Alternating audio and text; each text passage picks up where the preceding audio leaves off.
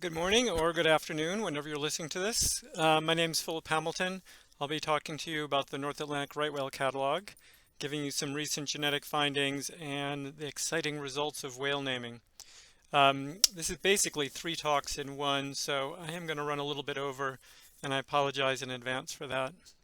I'd like to acknowledge my host of co-authors.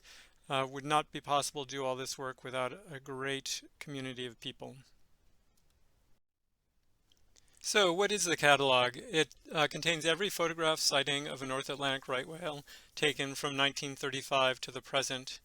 There are almost 80,000 sightings and 761 unique whales in the catalog. Of those 761, we believe 458 are alive. If a whale is not seen for 6 years or more, it becomes presumed dead.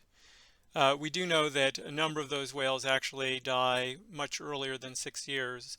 So this 458 is very likely lower, the actual number of whales alive, cataloged whales, and on average is about 35 less. So probably the number is closer to 423 alive.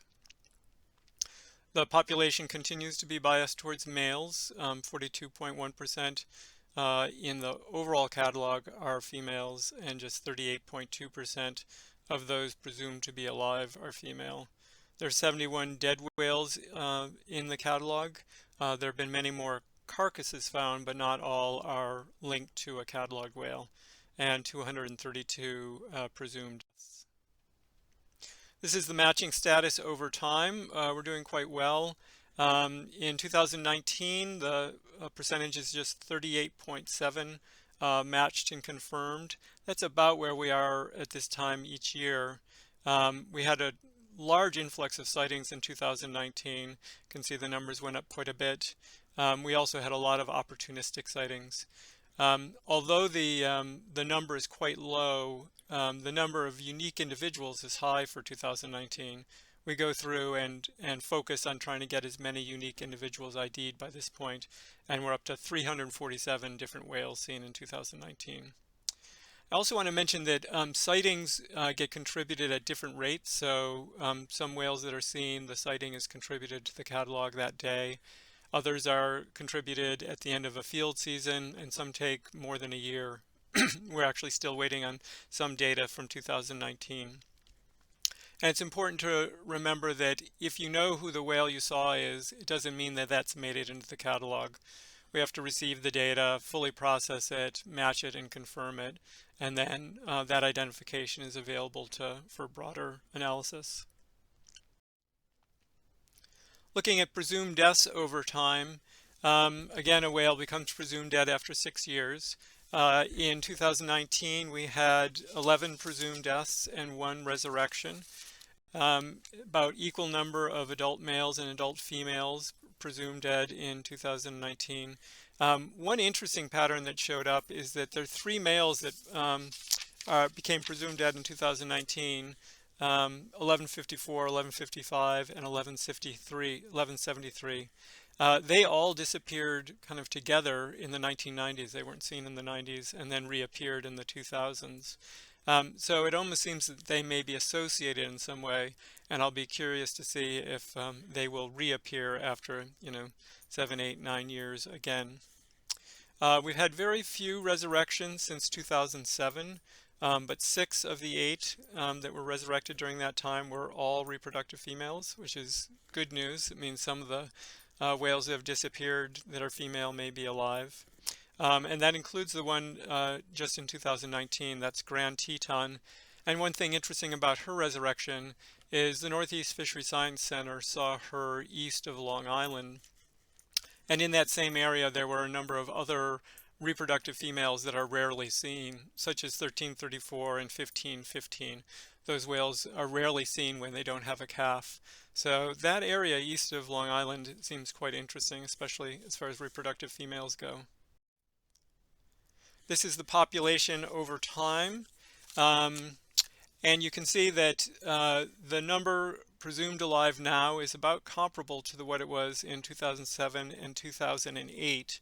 And back then, at that point, there were 95 reproductive females. Now there are 94 reproductive females. So as I said last year, it's important to remember this population can recover if we just stop killing them. The red, just to explain, it means the whale was first seen in that year, and those are mostly calves of the year, but some are unknown age whales first seen in that year. In most years, we do a pretty good job capturing the population. About 75% of the population, presumed alive population, was seen in 2019. Another way to look at the percentage of whales we're seeing each year is looking at the minimum number alive. That is defined as whales that are seen in that year or seen both in previous years and in after years. So you know for a fact that the whale has to have been alive in that year, even though it was not seen. In the 2000s, we were doing quite well with about 90%. You can see how that dropped in the 2012 to 2015 or so as we started to figure out where they were going, at least some of them. It's fairly high now, but I should point out that the tail of this graph will always be artificially high, and that is because we don't have many after years. So the denominator of this equation will be biased towards whales that were actually seen in that year. This shows the calves born over time. Blue means they were added to the catalog, and purple means they were not. We need good enough identification information, and that is image quality and callosity and scar distinctiveness, before we can add a whale to the catalog. Basically, we need to know that any future sighting will be able to determine if it's definitely is or is not that whale. Some of the purple sightings, purple calves, are calves that died and so will never be added. Others are ones that we may eventually add using either genetics or over time getting more good quality photographs of them as juveniles. And I'll talk a little bit more about that in a minute. It's been challenging to add calves to the catalog recently because they're not seen as much. We see them less frequently up north with their mothers, and that's when their callosity has developed further, making them more identifiable. We also are seeing them less as juveniles, which is an important time for us to get good quality images. So given that, I'm surprised by how well we're actually doing with cataloging calves. This is changes to the catalog since the last consortium meeting. Even with the pandemic, we were able to keep going strong. We've added a lot of sightings and identifications, and we've added 15 whales to the catalog, as I mentioned before. This is the breakdown of those 15 animals by sex and age class and the year first sighted. So you can see some of these whales were seen quite a while ago, and I'm going to give you an indication of a couple examples of why it took so long to add them to the catalog. This is one whale, 4170, who's the 2011 daughter of Pico. She was not seen for 5 years after her last sighting with her mother, which was in June of 2011. Then she was seen in April of 2016. One thing that's interesting is she's been seen only south of Nantucket, and it took us 9 years to make. One thing I wanted to say is 11 of the 15 new whales added to this catalog in the last year have never been seen in the Gulf St. Lawrence or the Bay of Fundy. They're mostly seen around Cape Cod and mostly south of Cape Cod and east of Long Island. This is a similar case, 4312, who's the daughter of 2912, who's going to be named today. It's very exciting. This whale was only seen twice in the 5 years after its calf year, and the last time it was seen as a calf was in February. This image up here where the callosity was not very developed, so it made it very hard to identify this whale, and it took 7 years to do so. Okay, this is who contributed sightings in 2019, the bulk of them by NOAA, Northeast Fisheries Science Center, Center for Coast Studies, New England Aquarium, Canadian Whale Institute, DFO. There were 61 groups in total, so 56 more than the 15 shown here. And we had a lot of opportunistic sightings contributed in 2019. This is where those sightings came from. The large majority of them came from the Gulf of St. Lawrence or Cape Cod or Massachusetts Bay. Um, but it's also important to remember it's not just the percentage of sightings. This area south of the Cape, which has relatively low percentage of the total sightings, had some very interesting whales seen there. So it's important to not just focus our areas on where most of the whales are, but continue to search other areas as well. This is looking at unique whales identified in 2018, the last year for which the data are complete. And you can see Northeast Fisheries Science Center that cover many habitats have the largest number of unique individuals, 330. One thing to look at is the purple to the left, 92 whales. That's actually the New England Aquarium aerial team, and that's that area south of Nantucket and Martha's Vineyard. A really interesting area to keep our eyes out on. Okay, some really interesting genetic results. First of all, to give this some context, 86% of the calves born in the last 10 years have been darted. There was a recent report, the North Atlantic Right Whale Monitoring and Surveillance Report, recommended that we make a push on biopsying neonates, and we're actually doing pretty well. 86% is high, and some of those that were not darted actually had already died. So the harder part is actually darting them again as juveniles, which we have to do in order to link a well-photographed whale to its calf years. And we're just not seeing them as juveniles as much. And much of the effort is aerial, where we're not going to get a genetic sample. So that's sort of the weak link at the moment. Some recent genetic matches are to calves from 2008, 2013, 2015, and 2016. And those of you who work in the field, the one from 2008 was Chimenea, that whale on the left. She was very, very hard to approach, and people have been trying to get a sample from her for years. So a whale's behavior can also influence our ability to get these genetic identifications. Those sightings that the geneticists can't identify are equally interesting. These are two whales, one a dead female seen in Clown Harbor, Nova Scotia, with lots of rope wrapped around its peduncle. They tried again to get DNA from the tissue and bones and were more successful in this past year.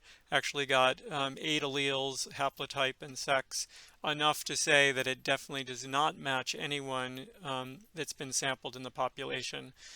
So a little disappointing, but also interesting that even though 82% of the population has been sampled, this whale had not been. Below is a sighting of a skull that Michael Moore was looking at in Martha's Vineyard. He wanted to know whether or not this was a dead whale that we knew about, and so he drilled the skull and sent the bone tissue up to St. Mary's. And very interestingly, they found that it had an allele that has not been seen since the 12th century. That allele is not found in the extant population. So that, along with the look of the bone, which looks quite old, suggests that it is in fact a very old specimen and would be really interesting to radiocarbon date that one. We've had some really interesting results also from past genetic data, and this is stuff that I presented at the biennial and is in review at the Journal of Mammalian Biology. Basically, there were 4 cases where there were calves that we thought had died because the mothers were seen on the feeding ground without their calves. They were never seen with their calves up north, and so we thought the calves had either died on the calving ground or during the migration, and in fact all 4 had survived. We also had 3 cases of calves that were really different in size than expected. One was a living calf that looked like a yearling, and 2 dead whales that we thought were calves by their measurements on the beach, but they were actually a 1.5-year-old and a 2.5-year-old. So really cool stuff that comes from the genetics. Okay, quickly now, the whale naming. We had really great participation this year, the highest level of participation ever. Over 400 names nominated by 36 different people. And 23 people voted, and we actually successfully named all 18. So here we go. 1334, a reproductive female named Hook. for the hook in her bonnet. 1612, named Juno because she's got a Roman nose, that sort of arched nose, so named after a Roman goddess. 1720 was named Galileo after all the white marks on his head looking like a starry sky. 2790 was named Tusk for the bright white scars on the leading edge of her lower lip. 2791, a reproductive female named Fenway because her callosity looked like a bat, a baseball bat. 2912, another reproductive female named Limulus for the genus of the Atlantic horseshoe crab. The bonnet looked like a horseshoe crab, as well as this, again, arched head, sort of looked like the bowed shape of a horseshoe crab. 3245, named Zion, because this feature on his head sort of looked like sandstone topography in Zion National Park. And the mother is Grand Teton, who was just resurrected, as I mentioned. 3317 was named Frida after Frida Kahlo because of this single post blowhole callosity, which looks like Frida Kahlo's unibrow. 3370 was named Archipelago because of the series of patches of callosity on the lip. Generally, lips have just a single patch, so this is quite distinctive to have 3 separate patches. 3560 was named Snow Cone because of the combing with this line in it, looked just like a snow cone. 3730 was named Spoon for the long combing. 3821 was named Zigzag because of the zigzag pattern in the callosity. 3890 named Babushka because the bonnet looked like nested Russian dolls. 3951 was named Domino for 2 different reasons, which is interesting. The scars on the top of the head look like the dots on domino tiles, and then also this pattern of small propeller scars looked like dominoes lined up ready to topple.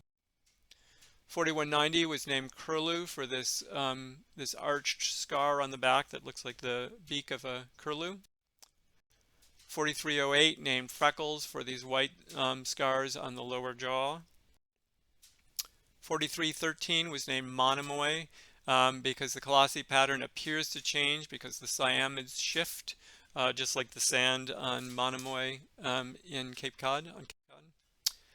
And 4340 was named Pilgrim. This is actually the 2013 calf of Wart, who was born in Cape Cod Bay in 2019, in or around Cape Cod Bay, and was first seen off of the Pilgrim nuclear power plant. So that is it. Thank you so much, and as always, I'm so appreciative to this group of researchers who are so collaborative. Special shout out to all the people who are getting genetic samples, because those are really important, and thank you very much for your attention.